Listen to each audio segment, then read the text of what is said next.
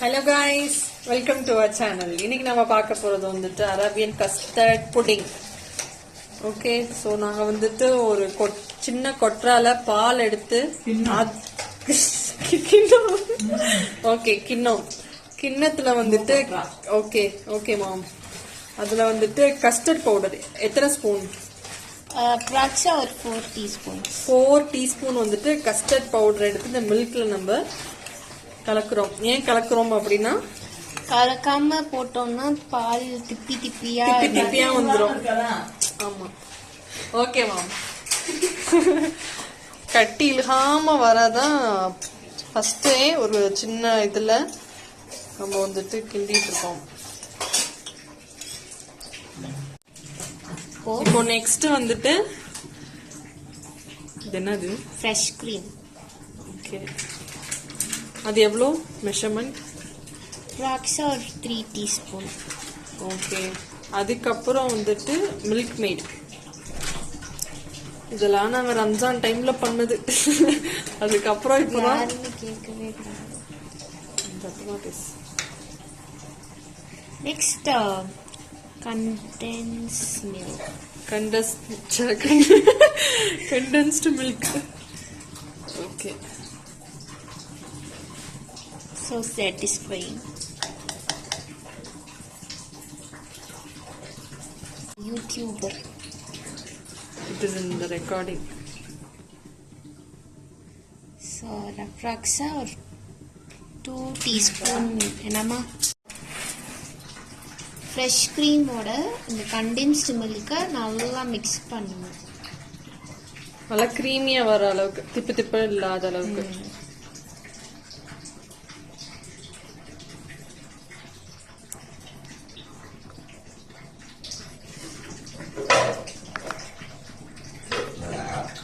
இந்த மாதிரி நல்லா லைட்டா நமக்கு அப்புறம் இதில் வந்து ரெஃப்ரிஜரேட் பண்ணிடணும். பால் அடுப்புல வச்சிருக்கோம். எத்தனை கிளாஸ் பால்? 3 கிளாஸ். இது வந்து எத்தனை பேர் சாப்பிடலாம்? 3 பேர் சாப்பிடலாமா? 3 பேர் சாப்பிடலாம் இந்த புட்டிங்க. இப்போ வந்துட்டு கலக்கி வச்சிருக்க கஸ்டர்ட் மில்கை வந்துட்டு பாயில் ஆயிட்டு இருக்க மில்க்ல ஊத்தணும். நல்லா இந்த மாதிரி ஊத்திக்கோங்க.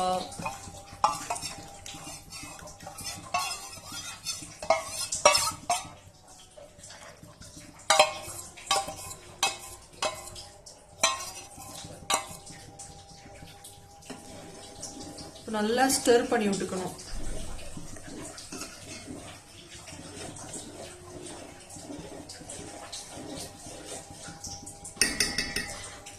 வேணும்னா உங்களுக்கு சுகர் கொஞ்சம் பத்தாது அப்படின்னு உங்களுக்கு ஃபீல் ஆகுதுன்னா ஒரு 1 teaspoon இன்னொரு 1/2 teaspoon சுகர் ஆட் பண்ணிக்கணும். பத்தாது, கண்டிப்பா சுகர் போட்டுக்கோங்க. போன வாட்டி நான் பண்ணி இனிப்பே இல்லை.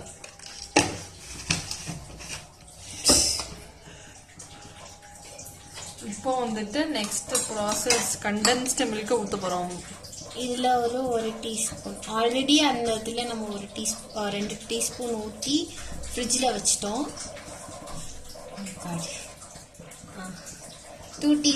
1 teaspoon இதுல ஊத்திட்டு நல்லா மிக்ஸ் பண்ணுங்க. அந்த அந்த கெட்டியானது உங்களுக்கு வந்துடும். கிரீமி கன்சிஸ்டன்சி அதுக்கு பேர்.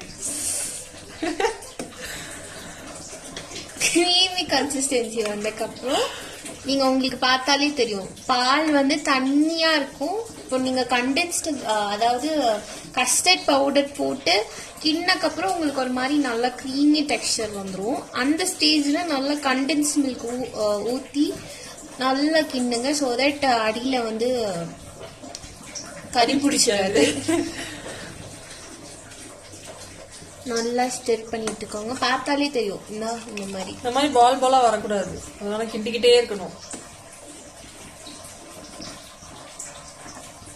இந்த மாதிரி நல்லா இந்த கன்சிஸ்டன்சிக்கு வந்ததுக்கப்புறம் கேஸ் ஆஃப் பண்ணிட்டு இதை கொஞ்சம் நேரம் சில் பண்ணி விட்டுருங்க. பிகாஸ் நம்ம இப்போதான் இந்த ஸ்டார்டிங்ல காமிச்ச ஃப்ரெஷ் க்ரீம் அண்ட் கண்டென்ஸ்டு மிக்ஸை வந்துட்டு ரெஃப்ரிஜிரேட் பண்ணியிருக்கோம். ஸோ அது ஒரு 1/2 an hour ஆனதுக்கப்புறம் 1/2 an hour வரைக்கும் இதையும் நீங்க வந்துட்டு ஆற விடலாம். மாதிரி பிரெட்டோட சைட்ஸ் எல்லாம் கட் பண்ணிட்டு வெறும் இந்த சென்டர் பார்ட் மட்டும் கட் பண்ணி வச்சிருக்கோம். ஸோ தட் அதை வந்து இந்த மாதிரி ஒரு பவுல்ல இந்த மாதிரி அரேஞ்ச் பண்ணிக்கோங்க. எங்களுக்கு ஒரு பவுல் இல்ல, ரெக்டாங்கிள் பவுல்னா இன்னும் நல்ல வசதியா இருக்கும். கீழே வரைக்கும் நல்லா அந்த லிக்விட் இறங்கும். இல்ல எப்படியும் போடலாம், நல்லாதான் வரும். இந்த மாதிரி பண்ற மாதிரி வச்சுக்கோங்க. இப்போ நம்ம இது மேல நம்ம வந்து கஸ்டர்ட் மிக்ஸ் பண்ணி வச்சிருந்தோம்ல, ஸோ அதை ஊற்றுவோம். ஓகேவா? லைக் எல்லா இடத்துலையும் படுற மாதிரி நல்லா ஊற்றிக்கோங்க. சமமா ஊற்றிக்கோங்க. நல்லா பிரெட் ஃபுல்லாக கவர் ஆயிடுச்சு. இதே மாதிரி இன்னொரு லேயர் பண்ணுவோம்.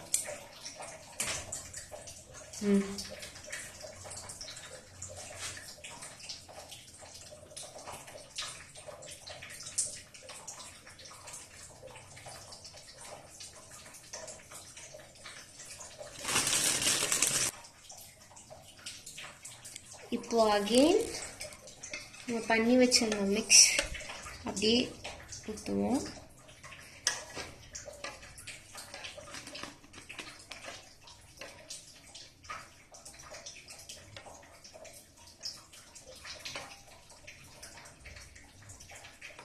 எல்லா கார்னர்ஸ்லயும் கரெக்டா உள்ள இறங்கியிருக்கான்னு பாத்துக்கோங்க. அப்பதான் பிரெட் ஊறினாதான் நல்லா இருக்கும். உங்களுக்கு வேணும்னா 2 லேயரோட ஸ்டாப் பண்ணிக்கலாம். பட் எங்களுக்கு கஸ்டர்ட் இன்னும் பேலன்ஸ் இருக்கிறனால நாங்கள் இன்னொரு லேயர் போட்டுக்கிறோம். இப்போ நம்ம ரெஃப்ரிஜரேட் பண்ண வச்சிருந்த அந்த ஃப்ரெஷ் க்ரீம் அண்ட் கண்டென்ஸ் மில்கோட மிக்ஸ் ஊற்ற போகிறேன். நல்லா எல்லா இடத்துலையும் படுற மாதிரி ஊற்றிக்கோங்க. நீங்கள் இந்த ஃபர்ஸ்ட் லேயர் வைக்கும் போதே கஸ்டர்ட் மில்க் ஊற்றிட்டு அதுக்கப்புறம் இந்த க்ரீமையும் ஊற்றிடுங்க. நாங்கள் ஊற்ற மறந்துட்டோம்.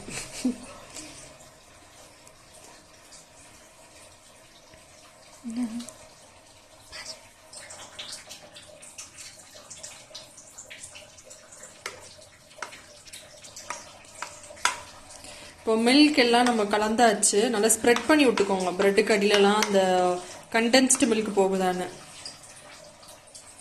ஓகே, நெக்ஸ்ட் இப்போ ஃபார் கார்னிஷிங் பர்பஸ்க்காக நாங்கள் வந்துட்டு கொஞ்சம் நட்ஸ் எடுத்து அப்படியே பூ போல தெரியும். உங்களுக்கு வேணும்னா நீங்கள் சாஃப்ரான்ஸும் போட்டுக்கலாம். பட் நாங்கள் பெருசாக எப்பயுமே சாஃப்ரான் சாப்பிட்றது இல்லைனாலும் நாங்கள் சாஃப்ரான்ஸ்லாம் போட மாட்டோம். எங்களுக்கு நிறைய நட்ஸ் வந்து இருந்தால் ரொம்ப பிடிக்கும். ஸோ ஆல்மண்ட்ஸ் நல்லா இருக்கும். ஸோ அது சாப்பிடும்போது நல்லா எல்லாமே ரொம்ப சட்டிலாக இருக்கும்போது இந்த ஆல்மண்ட்ஸ் வந்துட்டு நல்லா எடுத்து கொடுக்கும். ஸோ நாங்கள் நிறைய ஆல்மண்ட்ஸ் ஸ்ப்ரெட் பண்ணி போட்டு நல்லா போட்டிருக்கோம். இதை நீங்கள் வந்துட்டு ஓவர் நைட் ரெஃப்ரிஜரேட் பண்ணிடுங்க. இப்போ எங்களுக்கு டைம் வந்துட்டு 7:30 இருக்கும்னு நினைக்கிறேன். நாங்கள் இப்போ ஃப்ரிட்ஜில் வச்சுருவோம். வச்சுட்டு நாளைக்கு மார்னிங் ஒரு 11-11:30 போல் எடுத்தீங்க அப்படின்னா நல்லா செட் ஆகிடும். சாப்பிட்றதுக்கு டெலிஷியஸ் ஆகிடும். பார்க்கவே அப்படி சாப்பிடணும் இருக்கும். எடுத்து சாப்பிட்றாதீங்க. இது தள்ள கையெடு.